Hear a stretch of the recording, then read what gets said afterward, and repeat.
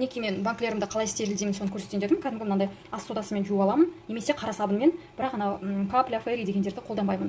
Және мына жерде ыстық қайнаған су құйдым. Ішіне кәдімгі мынандай уксус бар ғой, 70%. Осыдан 1-2 тамшы ғана құйып жіберемін. Осындай пипетка болса өте ыңғайлы деп ойлаймын. 1-2 тамшы ғана өстіп құйып жіберемін. Енді бұл менде қазір тосап жабуға арналған Брама банкілер. Осындай бұның крышкалары бар. Енді крышканы стерилдемеймін мен, өйткені бұған аса қатты сене қоймаймын, толықтай жабатынына. Сол себептен мен клеенканы қолданамын. Кәдімгі мынандай клеенканы алып, 4-ке бөлемін. Бетіне 2 қабаттап саламын да. Осылайынан.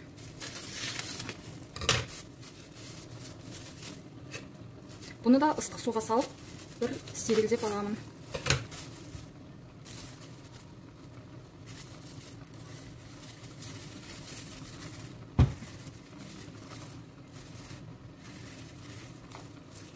Мінекей мен үшін банкілерді стерилдеудің ең оңай тәсілі осы болып табылады. Сіздерге де кеңес беретін едім. Банкілерім мүлде атылған емес енді.